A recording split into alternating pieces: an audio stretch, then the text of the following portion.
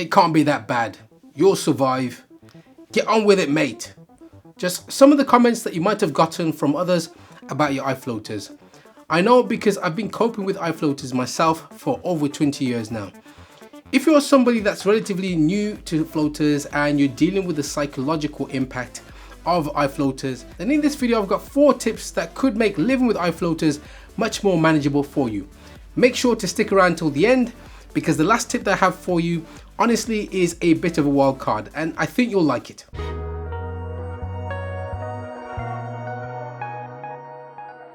Welcome back. If it's your first time here, I'm Optometrist Martin Aguzi and I make eye knowledge videos to help you see better, see more comfortably, and also keep your eyes precious.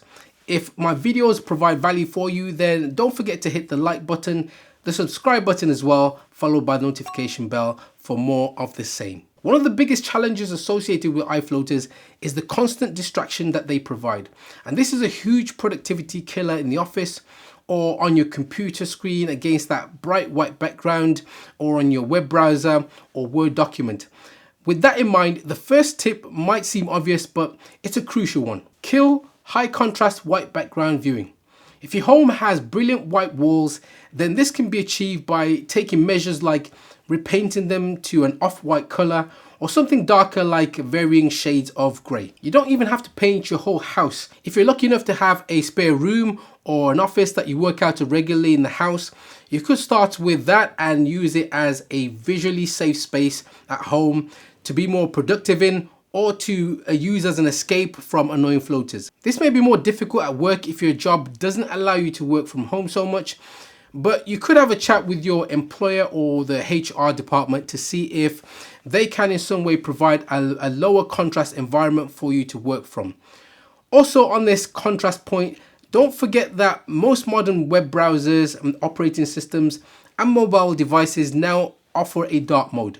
And this is perfect for people with annoying eye floaters, and it really does make a huge difference to your productivity compared to staring at a super white bright display. So give that a go. Tip number 2 is to keep your pupils dilated outdoors.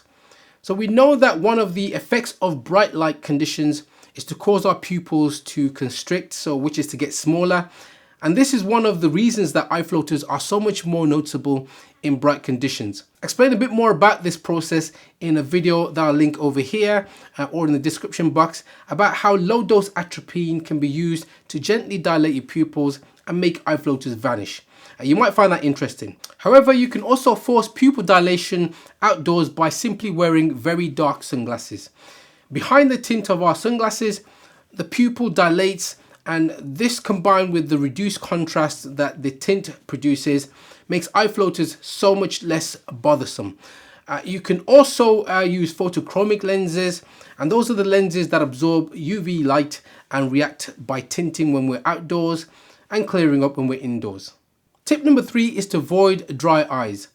Now, dry eye can cause our tear quality to degrade and lead to more problems with glare or ghosting around light sources. If you have eye floaters, they can already cause glare problems, so the addition of glare from dry eye can make this problem even worse.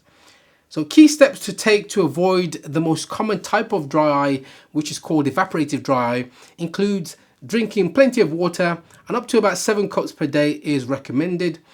Also avoid very hot and dry environments or having a fan blowing directly in your face, particularly while you're doing tasks where you need to concentrate quite heavily, such as when you're on the computer, staring a lot, or driving. You can also use good quality eye lubricant gels while performing these tasks as necessary. And this will act as a barrier to protect your tears from evaporation while you're doing these tasks that require high concentration. And it's important, as with anything, to strike a good balance.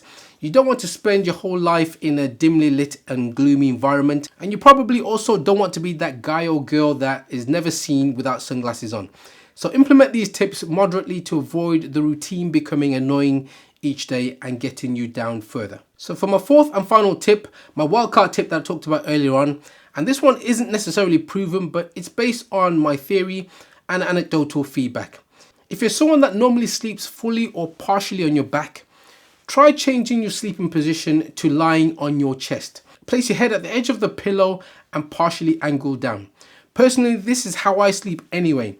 And the idea here is to see if you can encourage your eye floaters to sink further forwards towards the front of the vitreous and away from the retina over time. We know that floaters nearer the retina cast a darker shadow that's more annoying, and we also know that gravity can encourage some people's floaters to sink out of the line of sight. So the logic here is that you might be able to encourage your floaters to sink forward during the significant time that you spend sleeping each night. Now, if you're at the stage where you're constantly fixated on the problem of your eye floaters, then this might help make them less noticeable if it works for you. Let's consider this a bit of a social experiment. So let me know in the comments section if any of you tried any of these strategies and if they work for you, particularly the sleeping position one. I hope these tips help you manage your floaters better.